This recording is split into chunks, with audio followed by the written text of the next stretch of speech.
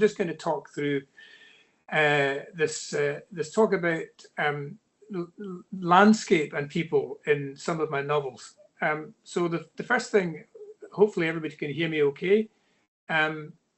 If you could please, if you could put up the first slide, the next slide rather, which is an aerial photograph of the northern half of Scotland.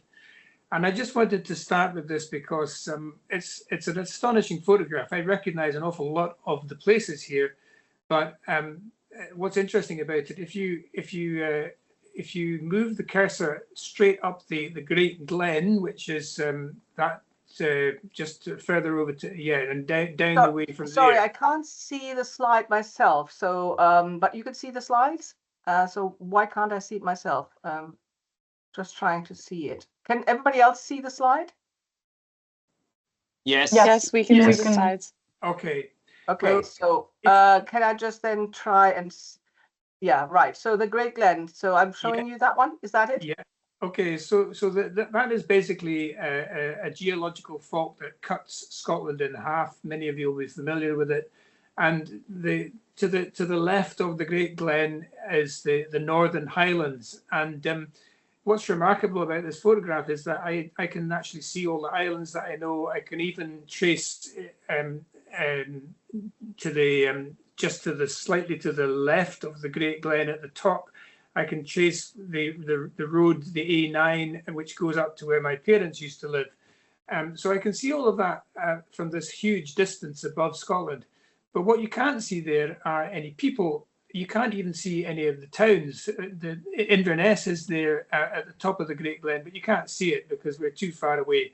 So it's an interesting reminder that the landscape contains lots of things that can't be seen from a distance, and that human life and human buildings and so on are fairly insignificant in the greater scheme of things. If we could have the next slide.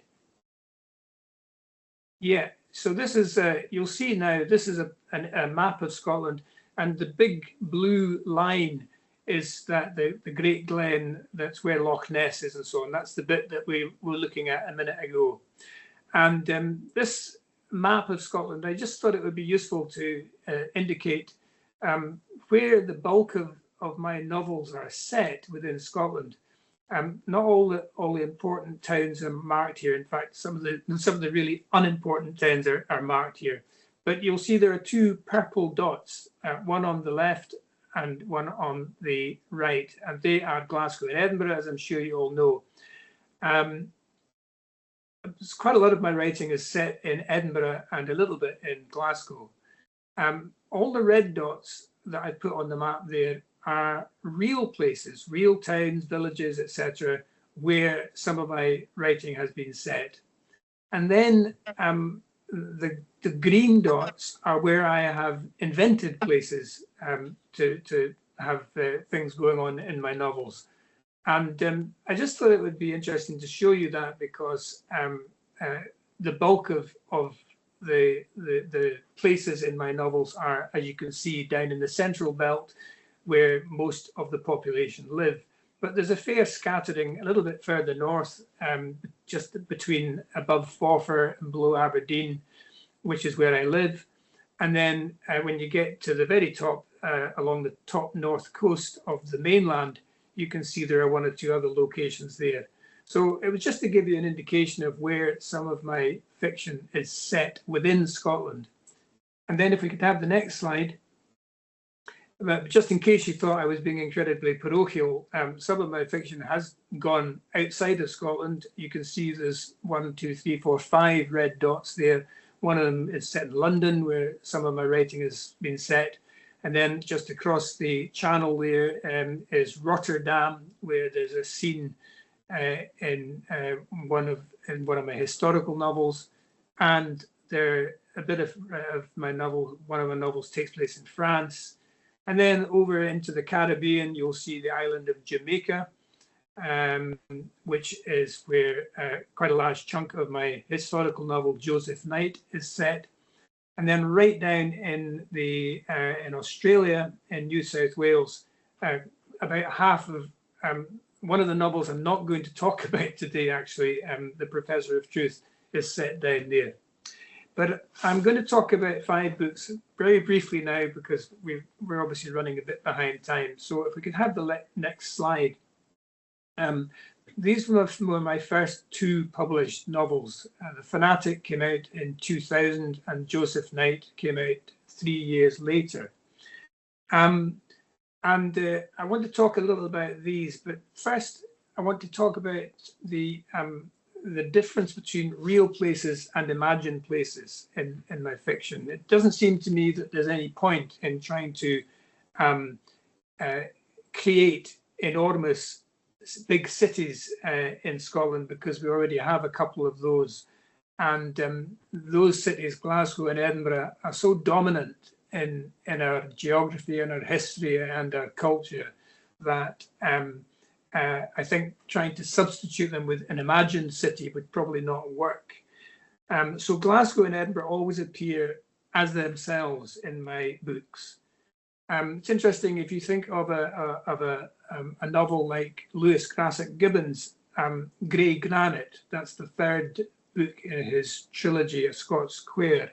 He invented a city which he called Duncairn for that novel, and that's where Chris Guthrie moves to, and her son Ewan moved to in the 3rd part of his trilogy.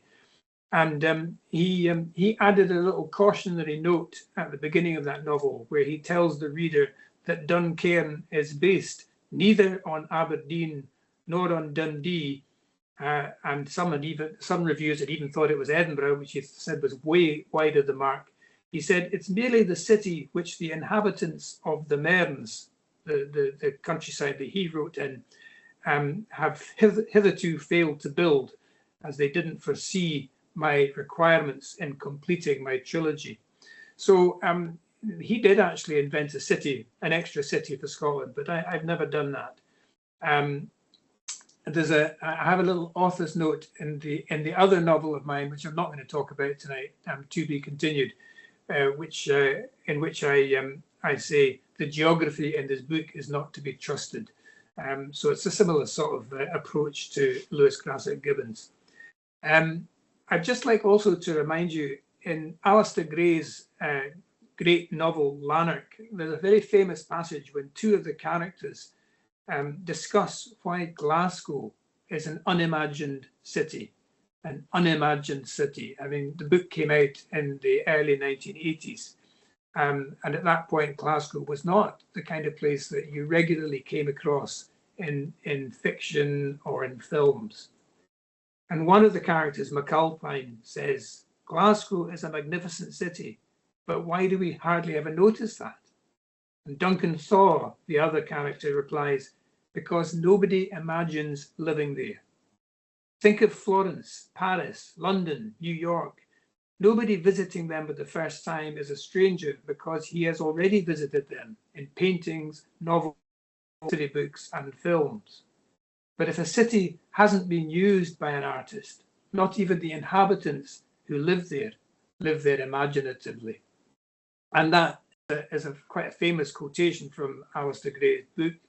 And of course, it's ironic that through his writing and the writing of lots of other Glasgow writers like Jim Kelman and Liz Lockhead and William McIlvanney and Edward Morgan, and more recently Denise Mina and Louise Welsh and Douglas Stewart, that Glasgow has become an imagined city. And so when people go there now, if they're readers or if they watch films or TV, they're much more likely to be able to inhabit that city imaginatively than was the case, say, 40 or 50 years ago.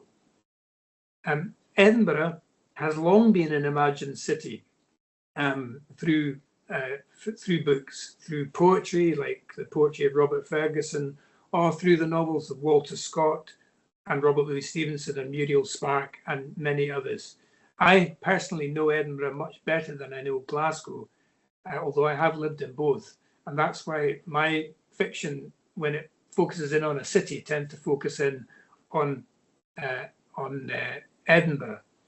And that's where both of these cities, both of these novels, The Fanatic and Joseph Knight, are centered. They're both centered on Edinburgh.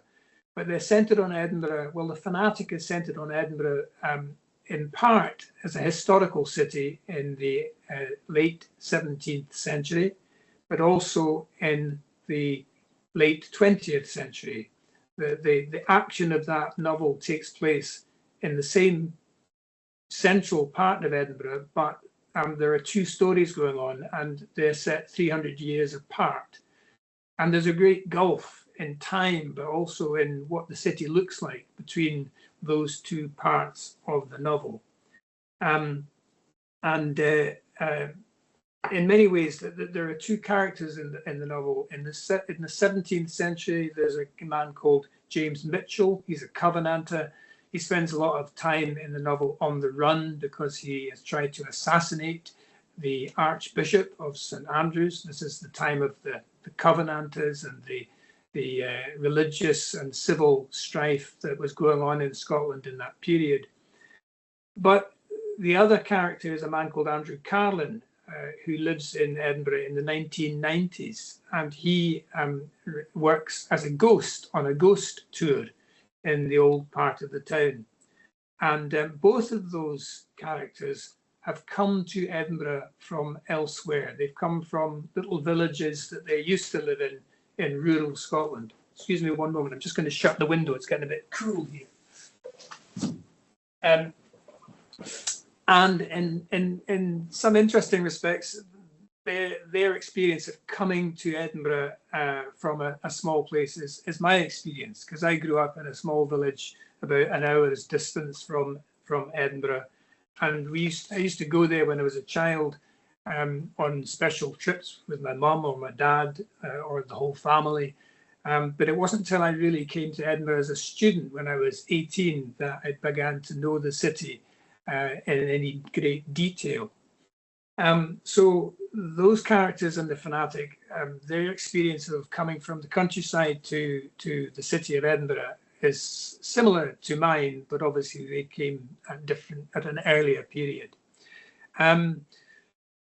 There are other things going on in that novel that I find, looking back at them, I don't usually go back to read my novels or look at them, but this talk has prompted me to do that. And it's interesting that I remember when I was writing The Fanatic that I had to get very familiar, not only with the city that I knew as somebody who lived there in the 1980s and 1990s, but as the city that would have been known by James Mitchell in the 1660s, 1670s. And obviously then it was a much smaller city, a much tighter city, but the old historical centre was still there. And because of the geological shape of Edinburgh, on the castle hill that runs from Edinburgh Castle right down to the Palace of Holyrood at the bottom,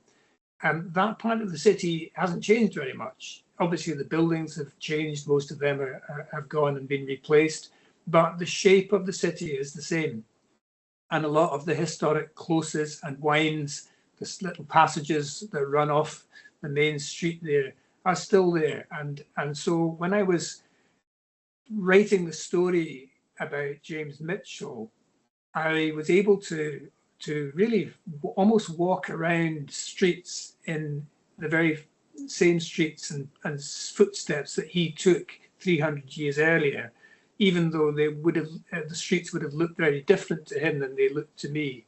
So that was kind of interesting process for me to actually map out the city of his period 300 years ago, and then kind of imprint it on the city as it existed when I was living there and when Andrew Carlin was living there in the 1990s.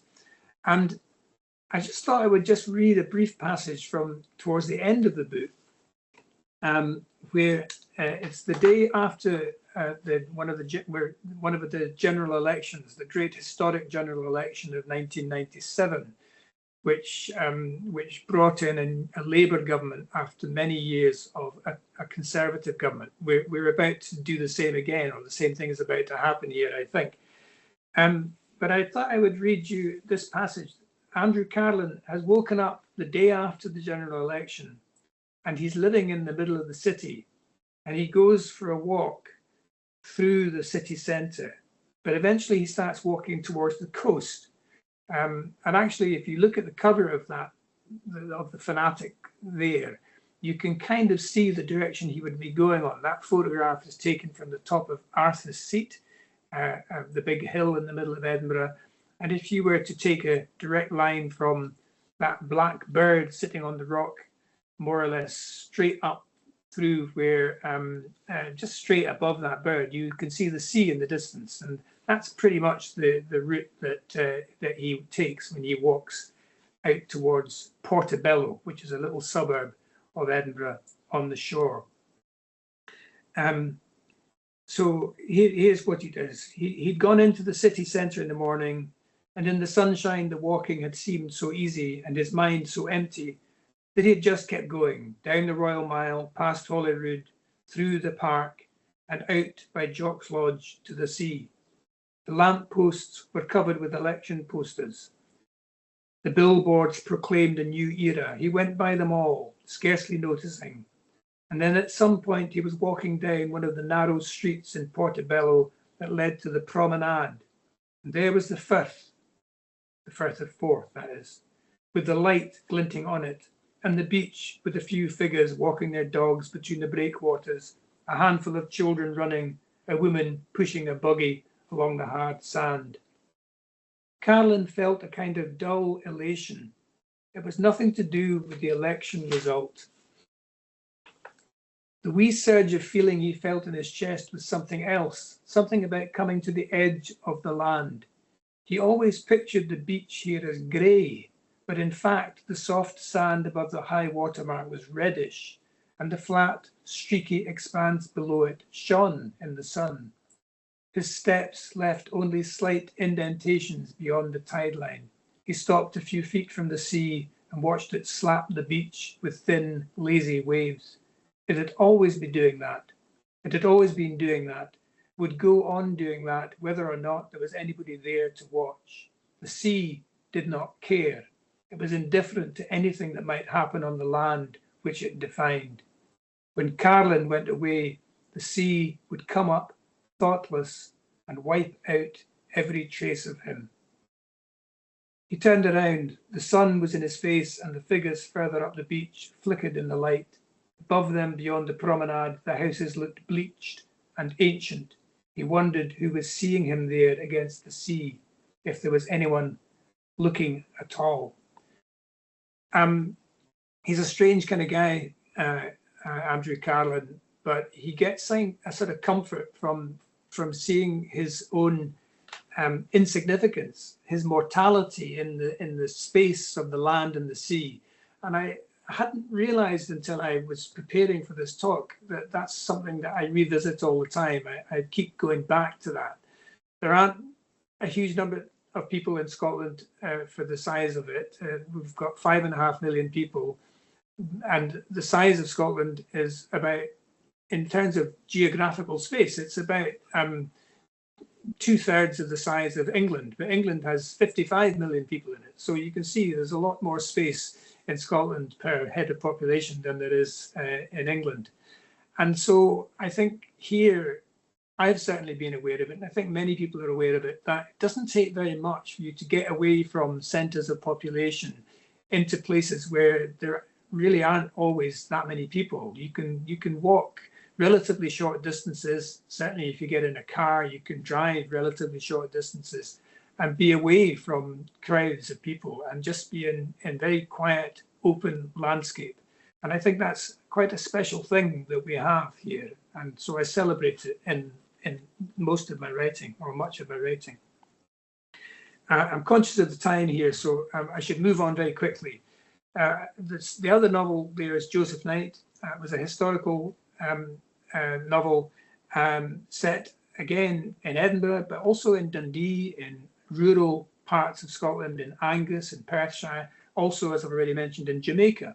And it's really a book of journeys, going back and forth from Jamaica to Scotland, but also from Africa to Jamaica, because the titular character, Joseph Knight. He is taken as a slave from the east coast of Africa to Jamaica, and then later he's brought from Jamaica to Scotland.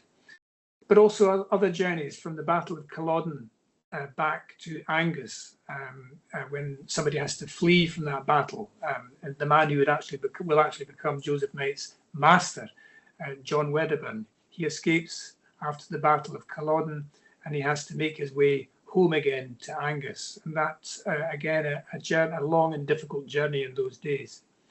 So it's a book of journeys undertaken by different characters, and they're physical, geographical journeys, but they're also journeys of exploration and discovery about themselves, and also about the economic system that is based upon slavery and the slave trade that is actually underpins the whole story of the book. As we're a bit tight for time, I think I won't dwell too much on Joseph Knight. That book is an entirely historical novel set in the 18th century and the very early 19th century. And one of the things I found I had to do with that book, as I do with most of my books, was I had to start drawing maps of both the real places and the imagined places, because it was necessary for me to get my head get to have a visual, but also a sort of spatial sense of what those places looked like and how you would get from one place to another. So I find that when I'm preparing to write, or when I'm writing fiction, I spend quite a lot of time drawing maps of real places, but also of imaginary places. It helps me to get my head round what I'm trying to say. So if we could have the next slide, please, that would be great. Yes, this was the next novel I wrote is called The Testament of Gideon Mack. This one is I think it's one of the only, I think it's the only book of mine that's actually been translated into German so far. I've just put the cover up there. It's a kind of odd cover because it really doesn't reflect the what goes on in the book at all, because the devil does appear in the novel, or perhaps he appears in the novel, but he doesn't look like that. But never mind, it's quite a nice cover. And I've not really complained to Penguin to change it, because it seems to work quite well. Again, this is a novel set in the early 20th century, in the late 20th century and the early part of this century. It's about a man who is a Church of Scotland minister who doesn't believe in God, and then he has an accident and falls into a river and thinks he has been rescued by somebody who he comes to believe to be the devil. So he is his belief systems are getting very mucked up in the course of the novel, and he writes up his own story, which makes him a very, very unreliable narrator. So this novel is set mostly in, well, again, partly in Edinburgh, but mostly it's set in a town called Monymasket. There's a pun in there. The Scots word Monymasket, if such a word existed, would really mean many masked, having many masks. And it's not really, it is a completely imaginary place. Again, I drew lots of maps and things to make myself familiar with it. But interestingly, when the novel came out, lots of people, lots of readers, identified it as a real place. Some thought it was the town of Montrose, some thought it was the town of Stonehaven, some thought it was a mashup of other places, and some were way off the mark and thought it was somewhere which I have never been to and never would go to. Interestingly, when the book came out, I put up a spoof website. If you're interested in this, you can look up, I think it's page 137. I'll just check that while I'm talking. Yes, there's a footnote at the bottom of page 137, and you'll see there that there's a reference to a website. That's actually a real website. You can go and have a look at it later. It's quite entertaining, but we put it up there just to kind of make the question marks, the doubts about whether Gideon Mack was telling the truth about himself or not, make it even more confusing for people. But we set up a spoof page where people could write in making comments, and we put up a few spoof letters saying we think that Monymasket is this place or that place, and then astonishingly lots of people started sending in their versions of where they thought the town was. And the fact of the matter is, it's not anywhere. It's an invented place. But it has enough characteristics of some other places that people thought they'd identified it. And this has happened to me quite a lot, actually. People have said to me, when we get on to talking about And the Landlays still, people have identified the flat where lots of the meetings and parties go on in the 1970s. And they've said, oh, I've been in that place. I know the woman who used to hold those parties. And I basically had to say, well, you can't because I made her up. But it was true that there were lots of other parties like that going on at the time. Anyway, I'm sorry, I realize that we're getting, I'm going to have to truncate this a little bit more. But if we can go to the next slide. One of the things that happens is that Gideon is a runner, and he goes running through the woods more or less every day. He's a long distance runner. And I wanted him, he comes upon a standing stone in the middle of the trees one day, and it looks a bit like maybe one or other of these standing stones. These are real stones that I just downloaded the images of. Gideon comes across this particular stone, and it terrifies the life out of him because it wasn't there 2 days earlier when he was running through the woods. So this is the sort of image that I wanted him to come across. This is the sort of stone that I imagined he might find in the trees.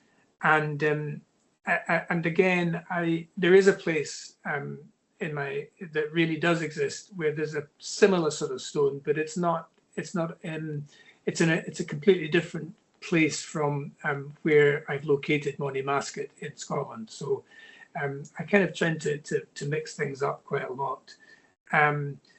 But when you get to the river where Gideon falls in and gets swept underground, that is based on a real place. And if we could have the next slide. Yes, that's great. There's a place quite far north on that map that I showed you at the beginning. It's well to the north of the Great Glen, and it's a place called the Black Rock of Kiltern. And there's a river that runs through a chasm there, a deep gorge. The woods surrounding it are very beautiful. You can see there's an image there of the woods. And then you suddenly come across this very, very sudden and deep gash in the earth, which is what you see in that second photograph. And it's wet and it's slippery and it's quite dangerous, although they've now fenced it in a bit to stop people falling in. But if you go to the next image, unfortunately that picture's not quite downloaded properly, but never mind, you can see it's a very steep and deep gorge with a river running at the bottom of it. And there are lots of legends about this place, and one of the legends is that the devil lived at the bottom of it.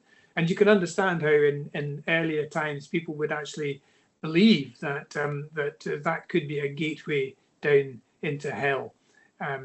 It's quite a gloomy, dark place, and when I came across it years and years and years ago, I knew at once that it was going to somehow find its way into one of my novels.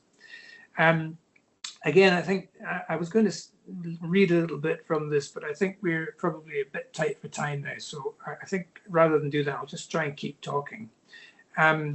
But what I would just say about this is that I always have very strong visual images of places and landscapes when I'm writing. And as I said, sometimes they're a mix of real places. And then I kind of build extra bits onto them to fit the fictional locations or scenarios that I'm writing about. And I have still got very strong memories of where I grew up. My childhood was spent in a village called Bridge of Allen, which is near Stirling, which is about midway between Glasgow and Edinburgh. And that was when I grew up there in the 1960s, you could go for walks. I could get on my bicycle and just be out all day long. Nobody cared. Nobody really minded what time I got home. And I've still got extremely strong visual images of all of the places that I used to hang out in when I was in my 9, 10, 11 years old and right through my teenage years. And so I keep finding that those visual images come back to me when I'm trying to describe a particular place in a novel. Let's move on to the next slide. Thank you. This is two novels. And the Landley Still came out in 2010, and News of the Dead came out 3 years ago. And my publishers put the same sort of cover on both of them on the hardbacks. And they're kind of rather typical images that you would expect to see about a book set in Scotland, mountains and lochs and so on. And I quite like them, but the interesting thing about them is that, again, there are no people in those images. And I didn't argue too much against them because I think they're quite striking. But it is interesting that in both of those novels, where people are obviously fundamental to the stories, in the front covers there are no pictures, there are no images of people there at all. So when the paperback of And the Landley Still came out, if we have the next slide, you can see they've taken an image from probably in the middle of the 20th century, and there are lots of people wandering about there. That's an image from Glasgow, actually probably before the Second World War, probably in the 1930s, I would think that might be. And the Landley Still moves around Scotland a great deal. It's a huge novel covering from 1950 through to the early 2000s. I'll never write a novel as long as that again, I don't think. It took me a long time to write it. It has a huge number of characters, and they live in a whole range of different places. They live in Glasgow, in Edinburgh, in the central belt between those two cities. And they live in the Highlands, and they move around a lot as well. And the story moves around through their interlinked stories and the journeys of the characters.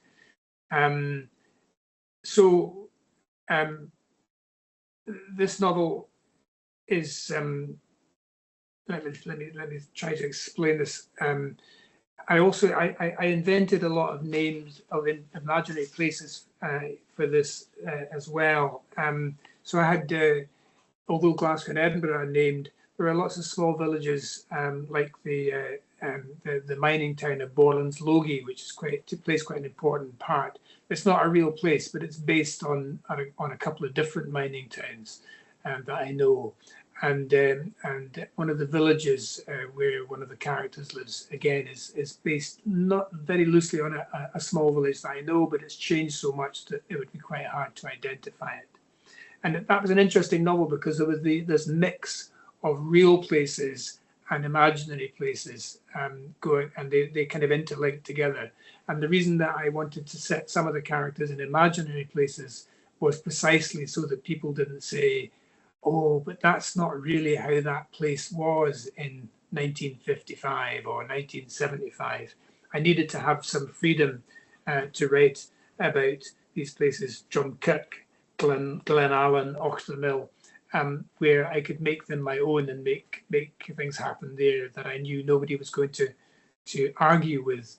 When you write historical fiction, you can pretty much get away with writing about something happening in, say, 17th century Edinburgh, because there's nobody alive now who can say, well, that's not how it was, son. But when you get to the 20th century, there are plenty of people who will put you right if you get things wrong.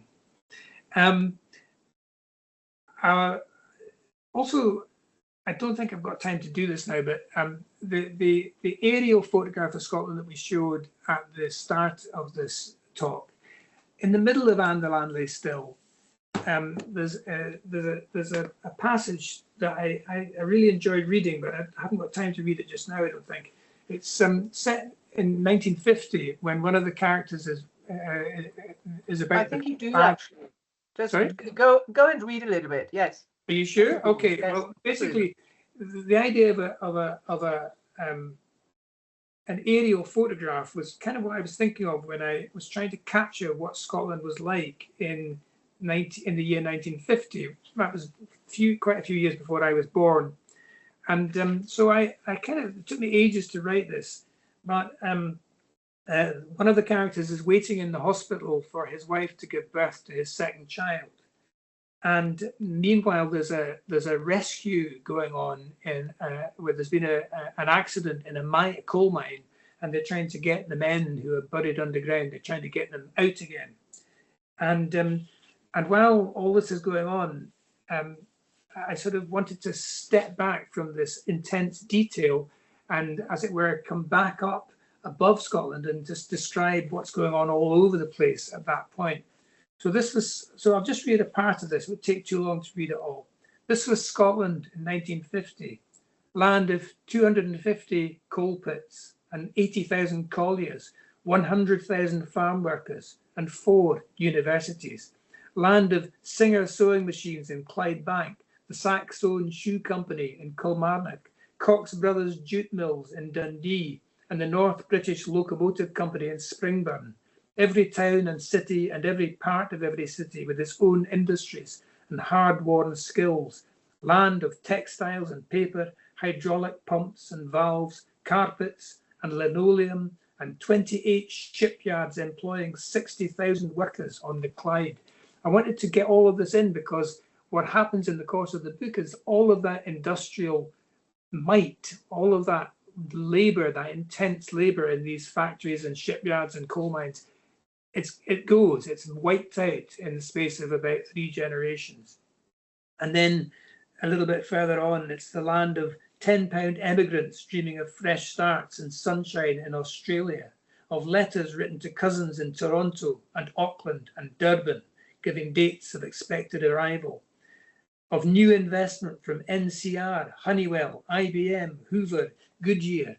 This is the change. This is the new industry that's coming in from foreign into multinational companies bringing electronics and others into Scotland. This was the land of few cars and no seat belts, no motorways, but a railway station in every town of any size and marshalling yards full of wagons laden with coal and iron and timber and grain, sleek black cattle and black-faced sheep, towns of 20,000 with 3 or 4 cinemas. The land of Tom Johnson's hydro board building new dams at Loch Sloy, Loch Tummel and Glenafric. The land of old folk in Harris and Wester Ross and Sutherland with no electricity yet and barely a word of English because they were still speaking Gaelic.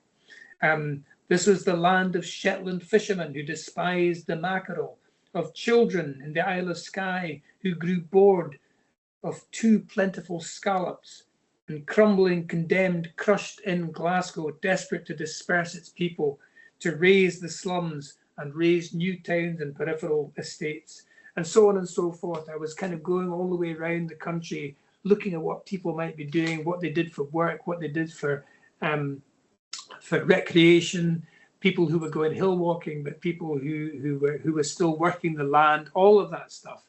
And I wanted to pack it into this 3 or 4 pages, just so that anybody reading the book who wasn't alive in 1950, as I wasn't, would get some kind of sense of what was going on in the country at that point.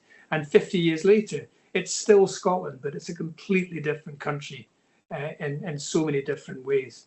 And if you just move on to the next slide, I just wanted to put up these images. These are images of rural Scotland, and you can see these are images that have a sort of cultural resonance for us. So the first image there is of a ruined Highland settlement. These are houses that would once have had turf roofs on them. And what's probably happened here is that people have been cleared off the land to make way for sheep. And so the Highlands is covered with a lot of places that used to be human habitations but are now empty. And we forget that the beautiful empty landscape of the Highlands was not always like that. It was made by removing people and also by removing trees. And if you look at the picture down below it, that's actually an image of new forest. But it's not the forest that used to exist. It's blanket commercial forestry, and it's very, very ugly. And of course, it has value and it's important, but it is absolutely not what was there before the old Caledonian forest was cleared many centuries ago.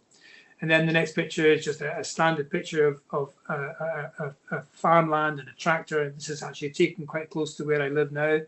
And then the last picture, which is quite important, because that, if you think of that aerial photograph of Scotland at the start, right up in the top right-hand corner, is this place, Dundee. When they built this in the late 50s, early 1960s, it was a nuclear reactor, and it was experimental. And they put it there because they thought if anything goes wrong, there's not that many people up there if it's all a disaster. And it's still there now. It's being decommissioned, but it's still problematic because of course we don't know how to get rid of the waste that nuclear reactors produce. So I can remember going there when I was a kid on holiday and being astonished. It looked like, you know, the new age of technology, but we've discovered that progress is not always entirely constructive, and we then have to deal with what gets left behind. And that place, Dundee, features quite heavily at the start of the novel, when somebody, a young boy, goes on holiday with his parents and sees this place just as it's being built. If we can go on to the next slide very, very quickly. I'm not going to talk about this novel at all, but I just thought it was interesting. This is my novel called To Be Continued. It's a kind of comedy which involves going off on somebody going off on a long journey up into the Highlands and getting lost and spending far too long there in the company of a talking toad. But it wasn't based on, but it's similar to the novels of Compton Mackenzie, the comic novels of Compton Mackenzie. And when I was writing it, I thought I would like to have a cover on it that reflected that. And so I managed to find some of these lovely old 1950s covers of Compton Mackenzie's novels, Whiskey Galore and The Monarch of the Glen. And then my publisher commissioned somebody else to do a similar sort of image for my novel, and I think it captures the comic sense of it quite well. But of course, it's quite an interesting. I was trying to also undermine some of those caricatures of the Highlands in my novel and poke fun at them. But then I think Compton Mackenzie was doing that to some extent as well. It's very easy to read Compton Mackenzie and think that he doesn't actually understand what he's writing about, but he understood it very well. And I was trying in my own way to bring that kind of comic approach to people in a landscape up to date. My novel is set right in the immediate aftermath of the 2014 referendum on Scottish independence. And it's also worth remembering that, you know, landscape has played an important part in lots of Highland writers' work. The writing of Neil Gunn, for example, or Nan Shepherd in her trilogy of novels, which came out, worth remembering, came out before Lewis Classic Gibbon's Scott Square came out, and those writers, landscape and the relationship of people to the land and the sea is absolutely crucial. And of course, Nan Shepherd later wrote the book that she's now best known for, the Living Mountain. But she was writing about that stuff many, many years before she wrote that book. Yeah, if we can move on to the next slide. I'm going to finish in just 1 second, but I thought that was an image worth putting up because the landscape doesn't. The question I asked at the beginning was, does the land lie still? Well, it doesn't. It changes all the time. And one of the things that we're now getting well used to in Scotland is the sight of turbines all over the place.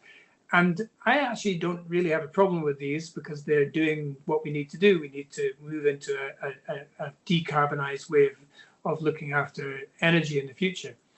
But some people hate them. They think that they're industrialising the landscape. They think that they're destroying the landscape. But the thing is, human beings have been making an impact upon the landscape for centuries and centuries. Like I said, the most of the Highlands and the high parts of Scotland used to be covered in trees, but they were all taken down and either used for firewood or used to build ships or houses or whatever. So the landscape is always changing, and humans have an enormous impact upon it. And that's one of the things that I wanted to write about in my last novel, most recent novel, News of the Dead, where I invented a completely imaginary glen called Glen Connacht. It's set in Angus, which is where I live. It's only, if I could reach it, if it was a real place, it would only be about 25 miles from here. But I didn't want to use one of the real existing Angus glens like Glen Isla or Glen Clover, because I felt if I did that, people would just say, but you haven't got that right. That's not quite how it looks up there, or that's not there's not that many people living in that place anymore. So I invented a new glen, and I did huge amounts of research into life in the Angus glens over the historical period and up to the present day. But I thought if I made it a completely new fictional place, then people couldn't pick holes in it in that way. But it does have a lot of similarity to some of the existing glens. And what I was really trying to say, the book is set over a very long period of time, from prehistorical times right through to the present day. And there are different stories going on that connect with one another over the period. And I actually went back to when the Earth was still being formed. There's a passage near the beginning of the book which actually talks about the formation of the Earth, and it's I wanted to try to describe what that was like long before there were any human beings around anywhere in the world, and how we ended up with Scotland looking like it does and the glens looking like they do. But I also wanted to look at how people's occupation of a glen changes it over many times. And if I can just finish here, and it's just a very short passage, but one of the characters near the end of the book, she's a very old person. She's the oldest person living in the glen. She's in her 80s. And she's writing something to her friend, who's a young boy called Lachy, who's only 8 years old. And it's during the time of COVID.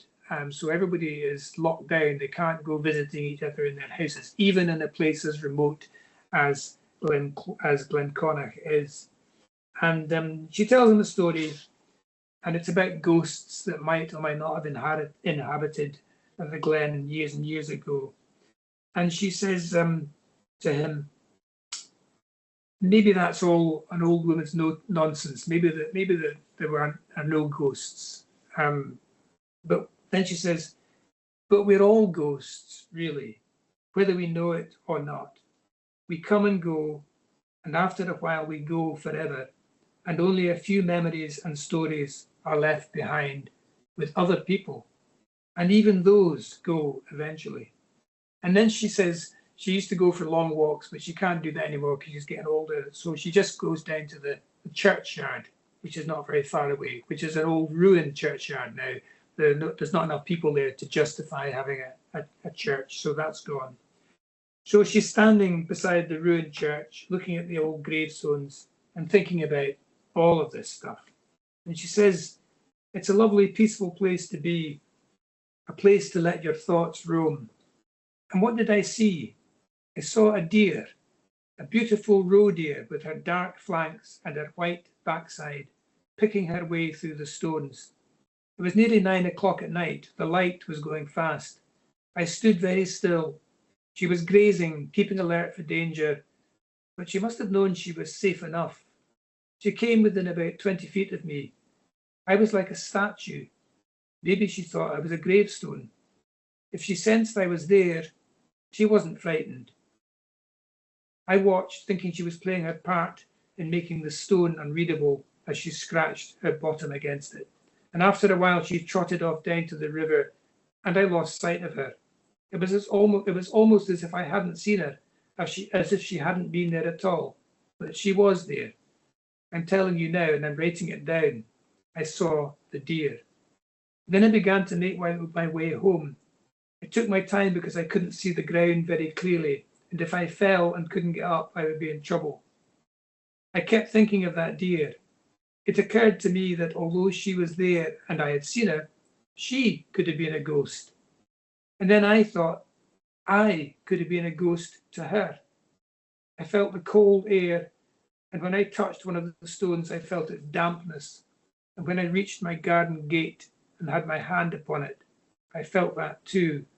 So I didn't really believe it could be true. But maybe ghosts feel such things too.